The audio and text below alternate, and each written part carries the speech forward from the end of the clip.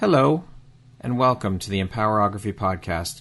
This is a platform created for women's voices to be heard and a place to share their stories, journeys, and successes with the world for the purpose of helping other women who might be on similar journeys. We are empowering women one episode at a time. I'm your host, Brad Walsh, so kick back, grab one of your favorite beverages, and enjoy the stories.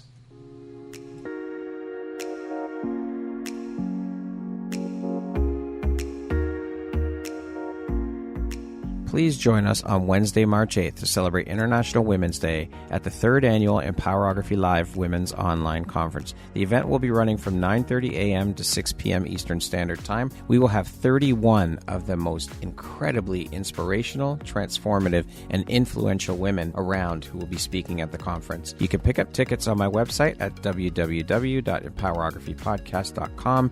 They're on sale now for only $20 Canadian. That's $15 for our U.S. friends. We hope to see you there. Hello there, Brad Walsh here, your host of the Empowerography Podcast. Today, my guest is Jessica Burrell. She is a leadership and business coach, a transformational facilitator, and the CEO of Amplify Your Vision. Welcome, Jessica. Thank you so much for being here with me today. How you doing this morning? Hey, Brad, thanks for having me. I'm doing great. I'm really looking forward to our conversation today. Awesome. Thank you so much for taking and making the time to be here with me today. I, as well, am excited to jump in and learn and share all the things, Jessica. So with that being said, let's get started. So as I mentioned, you wear all those hats, and from that, you're one hell of a busy woman, and that is quite an extensive resume. So how do you find the time to wear all these hats for all of this? I mean, obviously you don't wear all these hats at the same time, but how important is prioritization and organization to you, and how do you stay on top of things? Yeah, well, thanks for that question. And I think that sometimes I cringe at my own introduction going, oh my gosh, is it really that much? And isn't it odd hearing that yes. back about yourself? I heard that yesterday about myself for the first time in a long time. It's like, really? It sounds odd. Anyway, sorry, go ahead. That's perfect.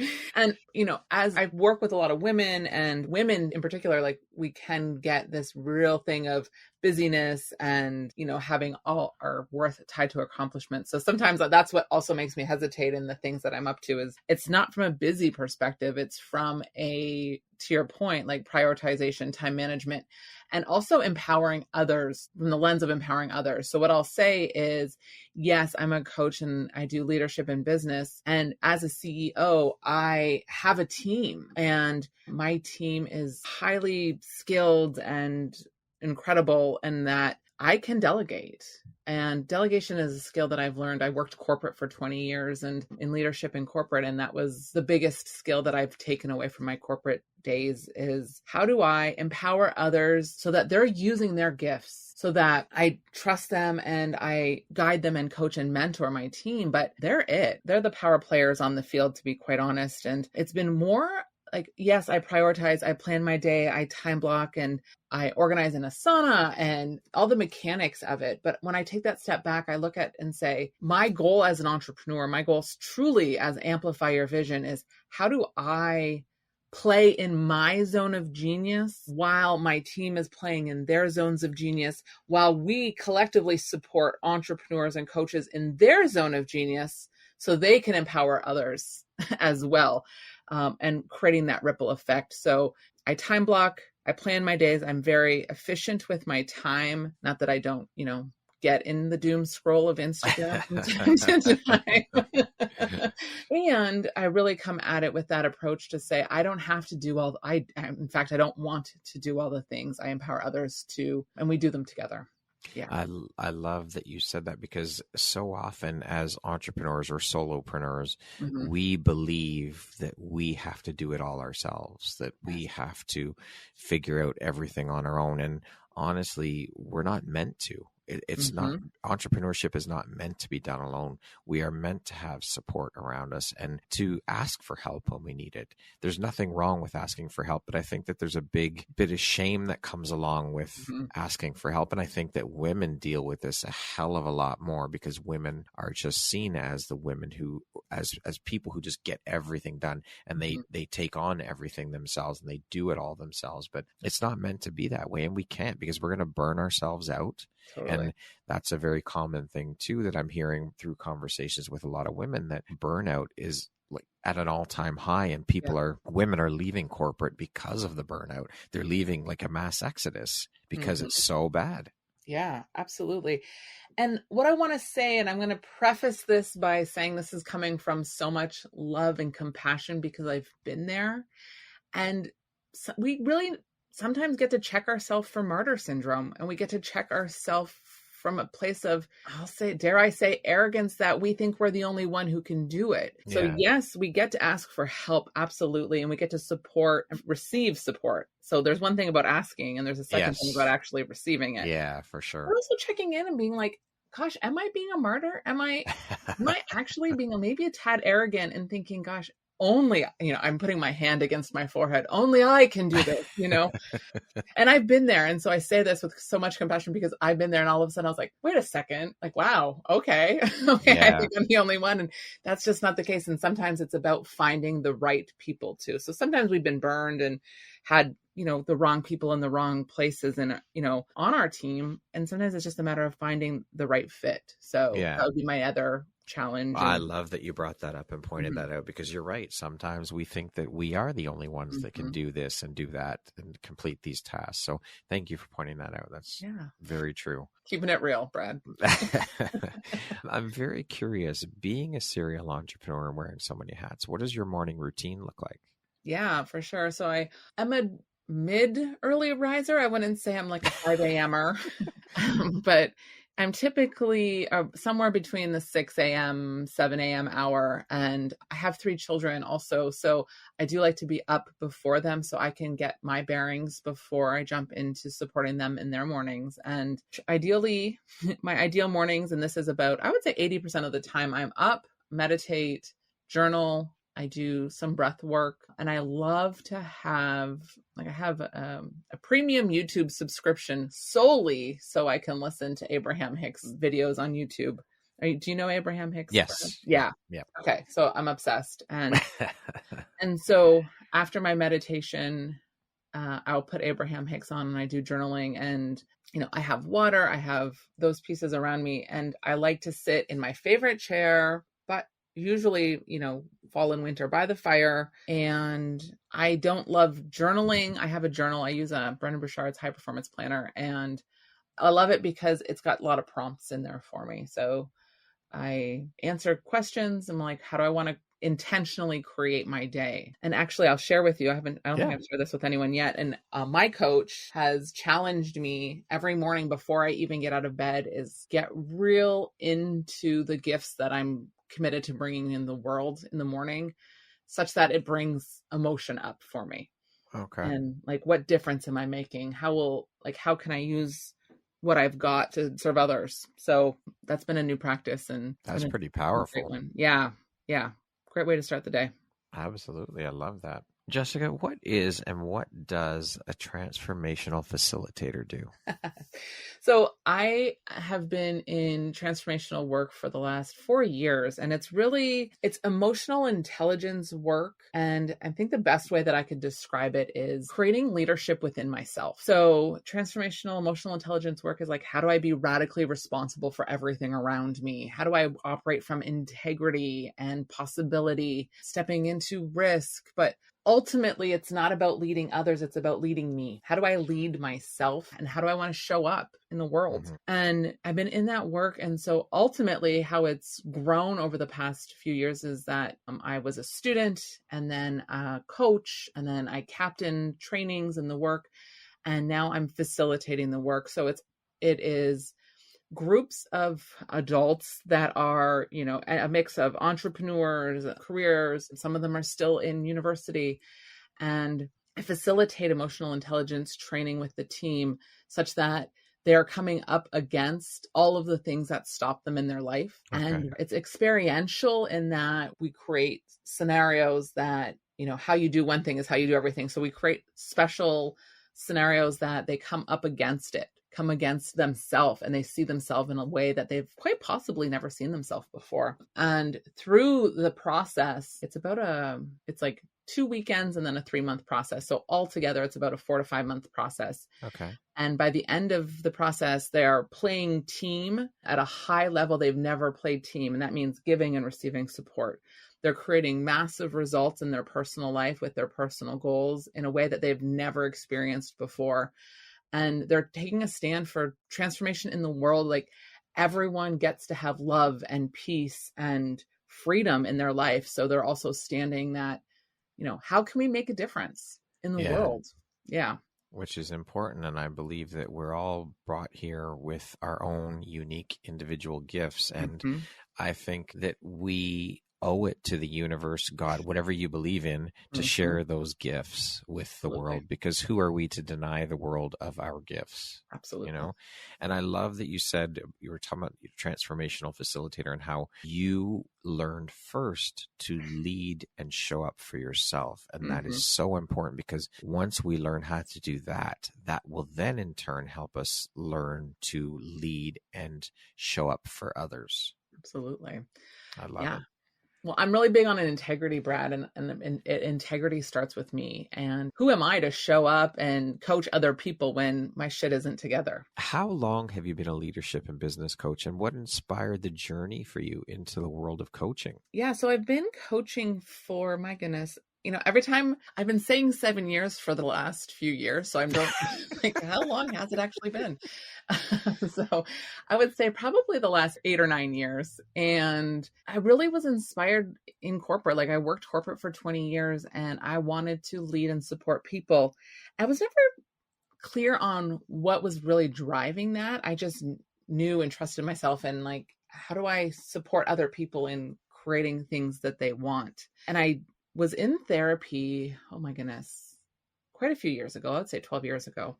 And it was transformational for me. My therapist was the best therapist I've ever had. And she introduced me to the work of Byron Katie. Do you know Byron Katie, Brad? Yes. Yep. Oh God, I love, like, it was the first thing I've ever experienced. And for those who don't know Byron Katie, well, number one, look her up. She's phenomenal. And we were doing the work, and it was the first thing I remember was, my thoughts aren't real. I'm like, what? Like, my mind was blown. And from that point on, I was obsessed with learning more about personal development and myself. And I couldn't help but want to teach other people. I couldn't help but want to show other people. I'm like, do you know these thoughts are real? Do you get this, people? Scream it from the rooftop. Totally. Right? And it was really in that point, like, I didn't have the faith in myself or the belief in myself yet. That was very much an imposter syndrome. Like, who am I? My life. And in those moments, I was going through divorce and my life was messy. And so I didn't have the belief and faith in myself that I could coach others. I just knew I wanted to share. So I really started with kind of the same with the transformational work, with me first, and then sharing with others. And it grew. And as my integrity grew, my coaching practice grew as well. So what lights you up or inspires you the most about the coaching work that you do? Oh my gosh, where did I even start? That's such a huge question. And this is what I'll share this, because this is a recent example and it makes me really emotional. And I started Amplify Your Vision from coaching, because I was working with coaches that were getting it with the mindset and the strategy, but they needed support on implementation. They weren't doing it. They didn't know how, or they needed support. So that's where Amplify Your Vision, because we're an agency that supports coaches in the back end. And I was on a call with my project manager and a client, and we were talking about some strategy and execution points for this client in particular. And the client got really emotional.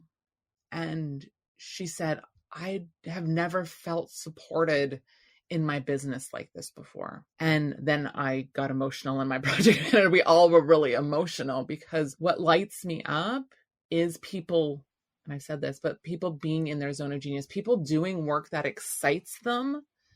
And we all have, to a degree, stuff that we do in our business that doesn't like light our fire, but it's those things we get to do. They're blessings in our business, and they're not our favorite things to do. But for the most part, if we're spending most of our time in our zones of genius or excellence, and we're creating from that being, and then we're surrounding ourselves with people who are all in those ways of being, and we're all like living our best life, the frequency just goes way, way up. And that lights me up. That lights me up big time. And I think that is the key piece to raising the frequency is surrounding yourself with those people who will cheerlead you and support you and lift you up. And again, I think this goes back to my thoughts anyways with why we're here on this planet is to do exactly that, to support one another, to lift each other up, to cheerlead each other. And I mean, you think about how incredible it feels for you, and I know this feeling as well, to have found your purpose and to just have your soul set on fire by the work that you do. Now, think about how that would amplify and raise the vibration of the world if everybody on this planet could do that. Absolutely. Like, it would just be incredible. Could you imagine? Oh, yeah. And I truly wish that I could help more people find their purpose, because there is no better feeling in the world than doing that. And then to have what your purpose is impact and give back to people. That's like winning the lottery twice, in my opinion. Absolutely. Yeah. Like in transformational leadership, we call that like win-win. Yeah. I'm always looking at everything and saying like, how can I, what's from the lens of win-win, win-win. Like, how do, because it's possible. It is, for sure. Now, on the flip side of that, Jessica, what would you say is one of the most challenging parts about the work that you do? I had a call last night with one of my students in transformational facilitation. Like, he's one of and I just look at him and he is incredibly powerful. Like, we're in a team of 25 and he speaks and the team listens. And maybe you'll be surprised or not to hear this, but he just doesn't see it. And so I'm not surprised. I'm not surprised at all. Right. So I was half joking with him, but I'm like, it's those moments I just want to shake them, like shake those. I'm like, I'm going to shake you, because like my vision for the world is that everyone sees themselves the way that people who love them the most see them. And I said, my goal is to hold up a mirror to my students and like show them what we see in them, because that's ultimately the most challenging part is, how do I, as a facilitator, as a coach, as a leader, what I like to say is like, how do I turn myself inside out such that my students see what I see in them? Shine a light on them. It. And like you said earlier, and I found this with photography too, is showing our clients themselves in a light that they don't normally see themselves in. For sure. Yeah. What type of person or client is your ideal client? Like, what types of things do you look for in a potential client before you decide to work with them? Yeah, well, I'll say for transformational leadership, everyone. This is literally anyone, because that process meets people where they're at and brings them to the next level of their personal leadership. So, as a business coach, I don't like to say everyone. That's not niche marketing. Right. Yeah. and it's just the truth. And as for Amplify Your Vision, we work with coaches and entrepreneurs who have been working on their business for at least a year, a minimum for a year. And they have a product or a service. And what they're looking to do is scale their life, scale their time. So they don't want to be in the minutia of certain things. They want to be serving their client. They want to be working with their clients from the place that lights them up the most and have support. And what I always love to say is a collaborative relationship. So we're not an agency that is a typical, I would say we're not a typical VA agency where a client will come and say, here's my to-do list and please do it. Not that we won't do that, but more that we'll say, oh, that's a great list. So what about this? Or have you thought about this? And we collaborate to support them, because we come to the table as experts. So we support them in seeing what their blind spots are or what's actually possible that they might not be considering. And then we implement. Yeah. So it's a collaborative relationship. So they're really in that space of looking and desiring to scale, but they have a desire to collaborate too. And again, I think this goes back to the fact that talking about not meant to do things alone, and collaboration, I believe, is the foundation. Collaboration and relationships are the foundation of any business. Absolutely. That's what we build our businesses on, is those two elements. And they're absolutely key. You cannot have a business without those two pieces. Yeah, 100%. What drives, motivates, and inspires you to keep going and pushing and excelling at all that you do? So my vision is to be an example for my daughters, and that they can do anything they want. even if it doesn't look traditional, especially if it doesn't look traditional, and that they can believe in themselves. And my clients having breakthroughs, like when that light bulb goes off for a student or for a client or for my team members, sometimes my team gets stuck in stuff too. And when that light bulb goes off, it's like, yeah, it's like a dopamine hit. And I'm like, more please. So it's really, it's inside me. Like I have an internal drive. I am type A, like all of those things, but it's really when I fundamentally look at it and take that step back and I look around me at my daughters and my students and my clients, even when it's hard, it's not always sunshine and rainbows. No, of course. It's definitely that keeps me going, and those memories of those massive breakthroughs and how even if it was a small part, I played a part in them changing their life. Yeah, that's beautiful. Awesome. Yeah. Thank you. When did you found Amplify Your Vision? And can you tell us what the mission is with the company? Yeah, absolutely. So Amplify, oh gosh, it's a bit of a story. So what I'll say is that, so I started out as a life coach and business coach, and I left corporate just after the pandemic in 2020. And in March of 21, my mom was diagnosed with terminal cancer. Oh my gosh. Yes, thank you. And I was just, given a time frame of life left. And I realized in that moment, like, I was it for my business. I was the business coach. I was the one. I was, I had a little bit of a support, but not a lot. And it was always hinged on me. So my business got put on, not on pause, but on maintenance mode, so I could support my mom in her illness and my dad with everything that was happening. And I realized through that process, I don't want to be the only person. I don't want to do business alone. I want to do business with others so that if any one of us had to step away, we could keep the business going. And just as quickly as I uttered the words, I think I want to run an agency, I saw an ad, how to build an agency. And I literally stepped into a mastermind the month that my mom passed away in July of 2021. Yeah. And it was heavy. It was good decision. Sure. I don't know. Who knows? Right. But all I know, it was something was birthed from something that was lost. And for me personally, and I have been committed to growing this ever since. And our mission, is that we support entrepreneurs to be in their zone of genius while we work in ours. It's truly it. It's about lifting. It's really that ripple effect that we've been talking about in supporting people in doing what they love while we do what we love, which is support them. So again, it's a win-win. Mm-hmm. I love it. Yeah, exactly. As we know, being an entrepreneur is not for the faint of heart. It's a tough journey, but in my opinion, it's incredibly rewarding. I couldn't imagine going back to working for someone else. So I'm curious, what is the one piece of advice you would offer to someone who's thinking about making the leap into the world of entrepreneurship, but hasn't quite reached the point where they're ready? One. Okay. So I think that's just when you said they're not quite ready, I think that's what I would say is you're never ready. You will never be ready. So you get to start before you're ready, because if you're waiting till you're ready, you'll be waiting a long time.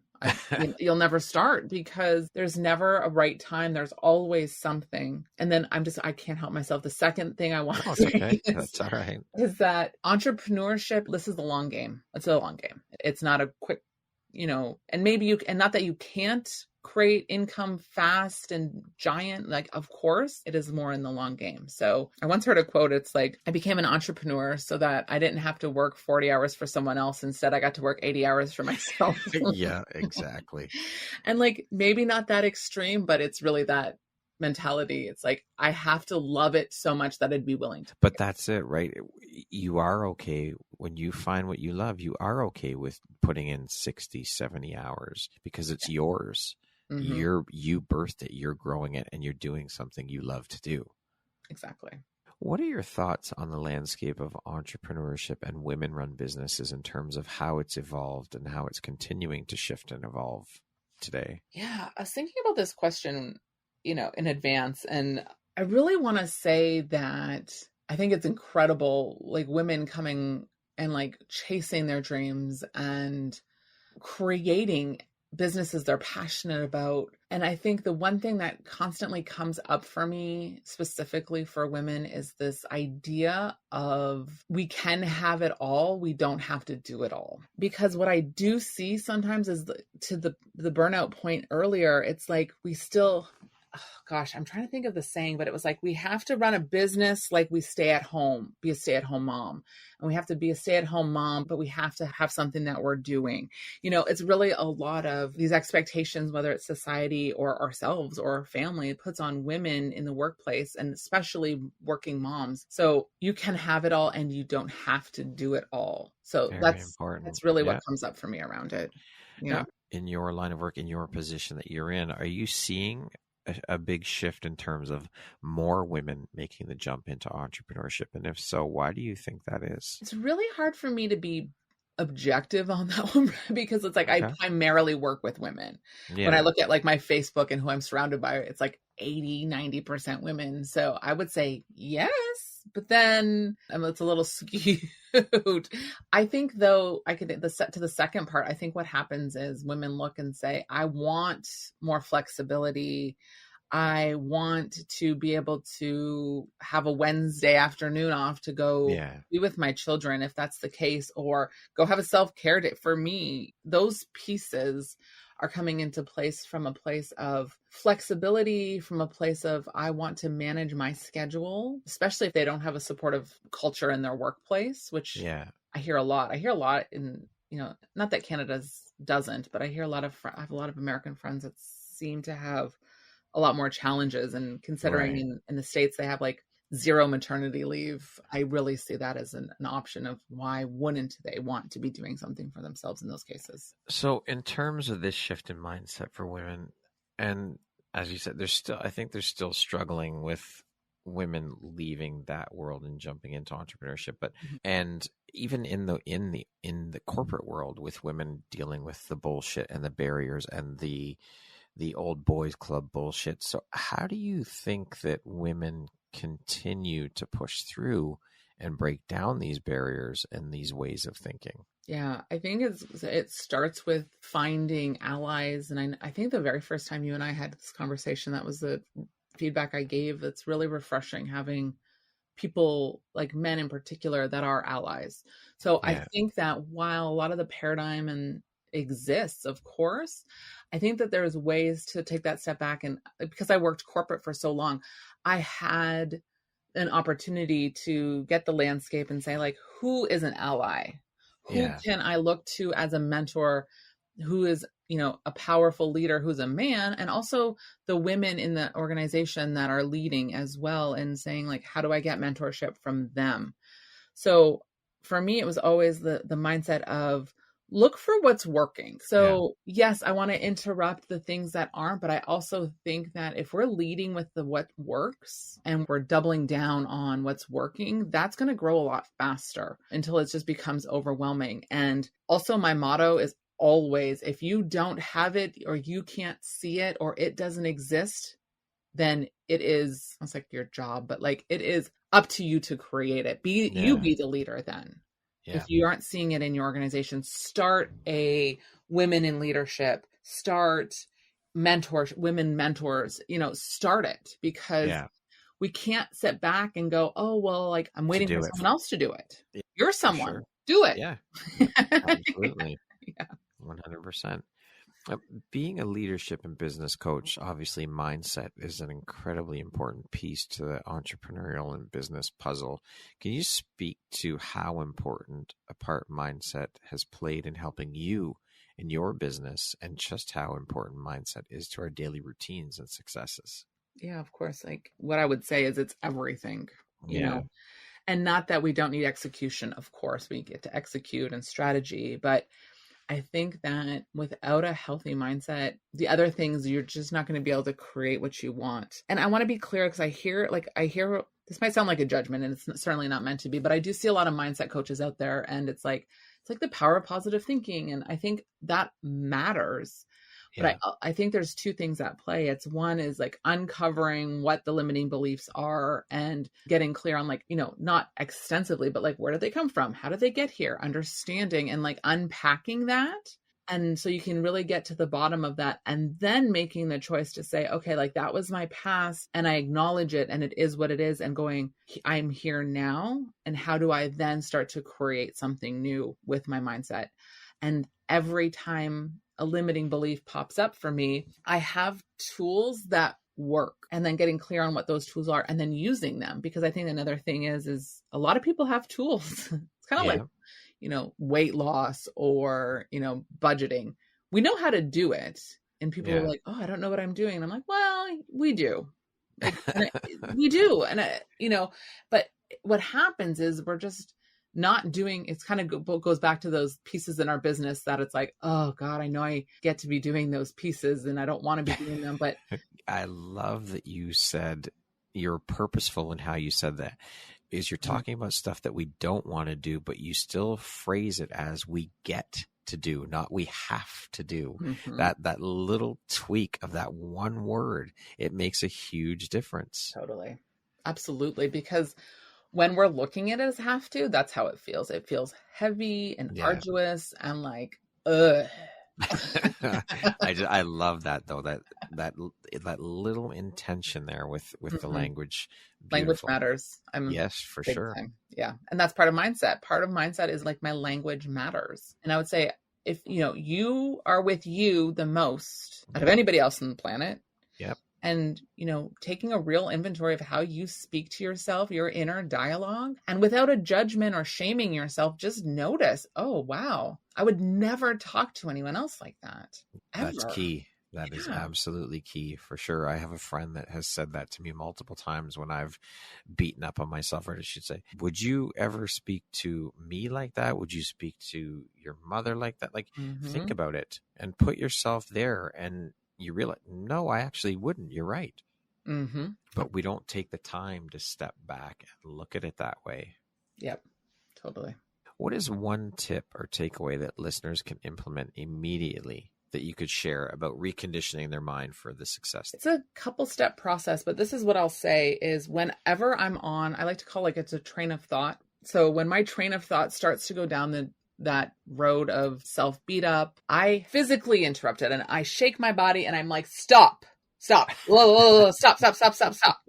So that's one, because I could mentally interrupt it, but that's just more of the same. It's not really doing much, but I physically interrupt my train of thought. And then I think about what I'm thinking about. And it's usually a belief that I have. And then my brain starts giving me evidence of why it is. So like, I suck. And my brain says, you're right, Jessica, you suck. Here's all the evidence and the times that you've sucked. And so my brain just starts going down this path and collecting evidence of why I suck. Yeah. And so when I'm down that path, I interrupt and I'm like, no, stop. And like, I shake my body and I say, I'm awesome. And then I look for, this is a Byron Katie tool. I look for one example of where I'm awesome. And then I look for 2 examples. And then I look for 3 examples. And then I look for 5 examples. And then I look for 10 examples. And when I'm doing, and I'm shifting my train of thought into the reasons why, that has fundamentally changed the way that I think about things. I don't not have thoughts that I suck. I still do. Yeah. But I interrupt them a lot faster. Exactly. We're human. Exactly. What do you think your unique skill set or superpower is that's helped you become successful? I'm tenacious as fuck. Like, I just refuse to give up. Okay. And I get knocked down and I quote unquote fail and I F things up and I harm relationships and I harm businesses, my business. I do a lot of great, but I do some really crappy things sometimes too. Like I make mistakes. So I am so tenacious. I fix my mistakes. I am committed to repairing relationships and having uncomfortable conversations. And I'm responsible and I'm tenacious. Love it. Yeah. Speaking of success, how do you define that word? What does the word success mean to you? Truly, it's comfort, like feeling comfortable in what I'm up to. And I don't mean from the place of like not being uncomfortable. I'm uncomfortable all the time. I mean, going like, oh, like it's a good day. I'm feeling content in what I'm up to. I'm looking forward to connecting with you today. And I have a call next. And I have an abundant day, an abundant week. And success is me coming in planned, organized, excited about my day. Love Truly. it. Yeah. I'm hitting my goals, but like it's integrity. Actually, integrity is huge. So I'm not just here having this conversation with you about my business. I'm doing the things behind the scenes, and I'm in integrity. I'm goal setting. I'm hitting my goals. I'm having like, sorry, I feel like I was a little tangent. No, that's okay. No, it's fine. That's totally fine. What would you say is one of the biggest turning points in your life, and how did it affect you? Oh, gosh, I want to go a little back and say like there was a moment. It was the biggest mindset shift I've ever had is when I was married. So this was quite a while ago. I was in an unhealthy relationship. I had 2 daughters. We had 2 daughters together, and we were together for a long time, but we were married for about 10 years. And I kept trying to make it work and trying to make it work. And I wanted to stay together for my daughters. And I remember I was standing in my hallway and I was looking at my bedroom and I was looking at my 2 girls' bedrooms, and I stood there and it was like a lightning bolt. And I'm like, I get to leave this relationship for my daughters and show them they don't have to settle for anything in their life, and they get to be their own person. And it was that moment that when I started looking at it, when you think about things differently, things change. And it was that moment that was the biggest turning point, because then I got into therapy and I got introduced to Byron Katie. And then all of these tools have all come into place from that exact moment in time. Well, that's a powerful moment indeed. Mm-hmm. What would you say is one of the most important things you've learned in your life? And what was your life like before you learned it? What was your life like after learning it? I think this one's probably a more recent one, but it was really learning like that I'm a leader that people look up to.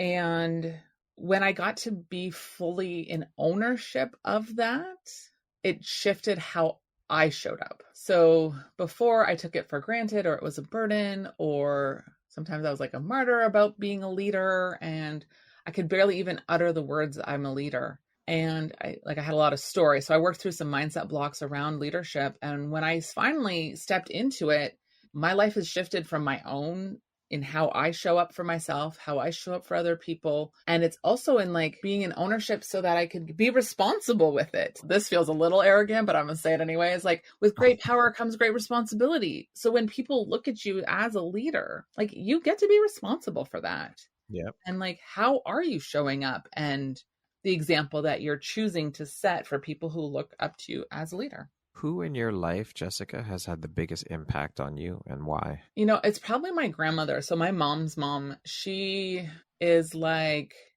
opinionated and she doesn't care, and she will tell you what she thinks and how she feels. And she takes incredible care of herself. She's 88, and she looks like a freaking rock star all the time. And I'll get emotional. She calls every single person on there. She sends everyone a card on their birthday, and she calls everyone on their birthday without fail. And so I look at her as someone who she's not just comfortable in her skin. She's been comfortable in her skin my whole life. So it's not even like it was like an age thing, like when she hit a certain age. Yeah. But she just tells it like it is. And it reminds me how much more respect people have for her because she's so authentic. And I don't always agree with her. It's like, okay, grandma. And I'm sure she doesn't give a shit. She doesn't. She just fully owns it. Unapologetically her. Yeah. And loving and giving such that she creates time for everyone in her life at the same time. Beautiful. Of taking care of herself. Yeah. Yeah. She's remarkable. What is one of your biggest failures, or we'll call them life lessons or teachable moments, and what did you learn from it?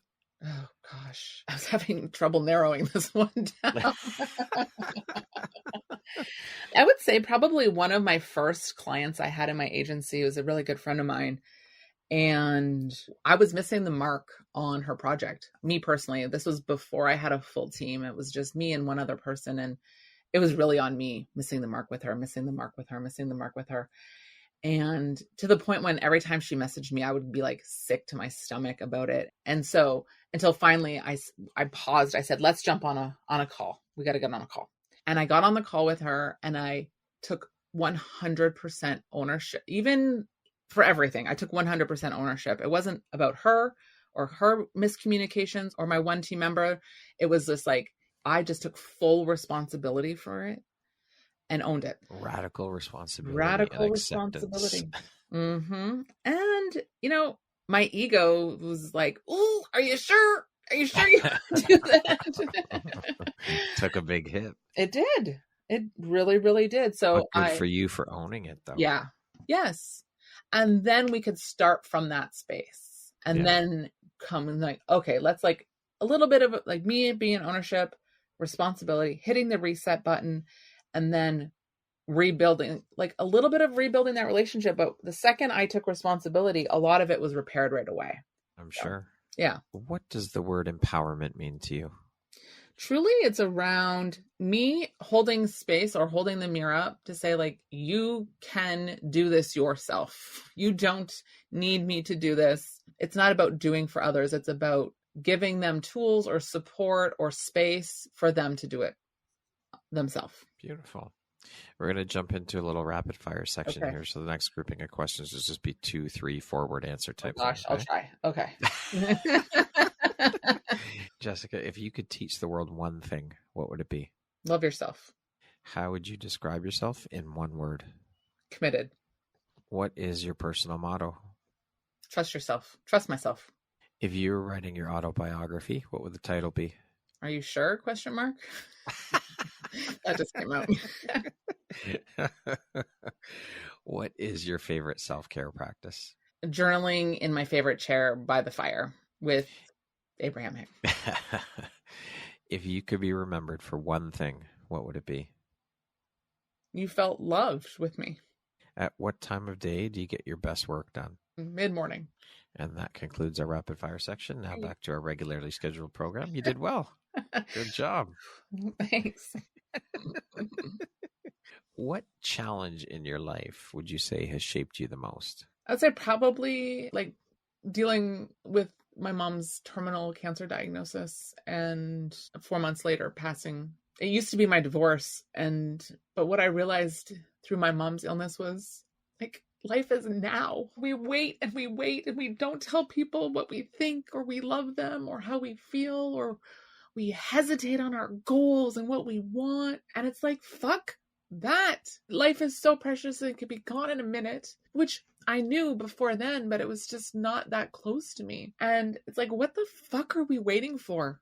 Yes, we have limiting beliefs and shit that holds us back, but this is it. This is our one precious life. Yep. Take action. Stop holding yourself. You are more powerful than you think. Well, it's like we were saying about people that aren't sure about taking the leap or making the leap into entrepreneurship, something they're not ready yet. You're never going to be ready. Fuck it. Life is too short. Yep. Do what makes you happy. We only get one shot at this life. So why would you want to be miserable? Yeah, totally. Thank you for sharing that and being so vulnerable. Of course. What is one lesson your career has taught you that you think everyone should learn at some point in their life? Well, I'll go to my career at corporate. And when I was in corporate, the biggest thing I learned was how to listen, actually. How to deeply, deeply listen to another human. The best skill I was a great listener, and I really taught myself how to listen and be present to people. And it has paid off in dividends with my family and my daughters and my friends and in my business. That people, the feedback I consistently get is people feel heard by me. And I think that's what humans want, is to be heard and seen. So 100%. And it's funny because this theme has come up quite a few times in the last few days. And it's about actively listening, because you're right. People just want to know that they're seen and heard. And I find that not a lot of people have that skill set of active listening. And it's more like they're listening just so they can respond. Totally. I was talking to someone yesterday and they said, I'll bet you if you walk down the street and you asked 100 people, do you think you're a good listener? 99 of those 100 people would say yes. Yes. Totally. Well, we do this. This is an exercise in transformational leadership. And we put people to the test and say, go ask 5 people what kind of listener you are. That's very good. I like that. You learn a lot for sure. What aspect of your personality do you think has been the most helpful in your career? Truly that I am an extrovert, and I think it makes things really easy when I'm the first to introduce myself and initiate conversation, and being outgoing has really been helpful in creating the connections that I have. In the last 2 years, what new belief, behavior, or habit has most improved your life? Yeah, I would say definitely the spaciousness. And, Brene Brown talks about white space, and she talked about how she would create white space in her calendar to do nothing. And I'm like, that sounds horrible. No, pass. I mean, I need to be productive all of the time. So I've started with truly like a 5 to 10 minute white space practice where I just did nothing for 5 to 10 minutes. And now I'm like, I just will sit and be, but it's less uncomfortable. And like from a place like a manifesting principle, we get to create space in order to manifest. And as soon as I started intentionally creating space, I started manifesting quite a bit in my life. There you go. And see this constant thing of feeling like we always have to be doing societal conditioning. And a good friend of mine always says, we are human beings, not human doings. Exactly. So you got to be mindful. It's a very mindful practice for sure. Because I know that there have been times where I feel guilty where I'm not doing work. And it's like, no, I got to stop that cycle and that way of thinking and that train of thought. And so maybe I'll try what you were saying where I'll just shake myself. Stop. Well, and, we in the society, we talk about, do the thing, have the result, and then be happy. So I do the thing, I have the result, and I'm be happy. And really it's be happy, do the thing, have the result. Yes, be, do, have, as opposed to have, be. Got it. Have, do, be. Sorry. Yes, absolutely. Yeah. If you had the opportunity to sit down and have a 1-hour conversation with one woman, any woman in the world, who would it be and why? Brene Brown. She's my ultimate, she's one of my, I have been reading her books. I like to say to that I've been like one of the first people that found her. Like when she released Gifts of Imperfection and she was on Oprah, we started our relationship, whether she doesn't know it, but and every book just lands. She's incredible. I would love to talk to her for at least an hour. If you could go back and give your younger self one piece of advice, what would that piece of advice be? I don't want to be like, I don't like this question, but I struggle with it because I'm like nothing, because I am truly like each thing has led me to where I am, but I get the intention of the question too. So I think it's stop taking everything so fucking seriously. I think I could have had way more fun. So have fun. Don't take everything so seriously. Have fun. Yeah. Okay. And lastly, Jessica, if you were to deliver your last 30-second speech to the world, your tribe, your people, your corner of the world, what would that last 30 seconds sound like? What words of wisdom would you impart?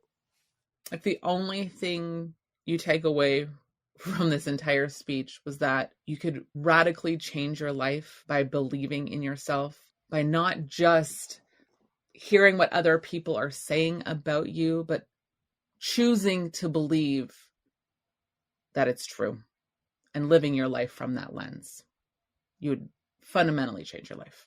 Beautiful. Yeah. Lovely way to end the interview. Jessica, thank you so very much for taking the time to be here with me today and sit down and share in your story and your journey and share your insights and your wisdom. It's been an absolute pleasure. You are an incredibly inspirational woman. So thank you for shining your bright, beautiful light out into the world and doing the beautiful work that you're doing. And I'm grateful to have you as a member of the Empowerography community. So thank you. Thanks, Brad. It's been my honor and a pleasure. Once again, my name is Brad Walsh, host of your Empowerography podcast. Today, my guest has been Jessica Burrell. She is a leadership and business coach, a transformational facilitator, and the CEO of Amplify Your Vision. Thanks, Jessica, so very much. I hope you have a wonderful rest of the day. Thanks, you too.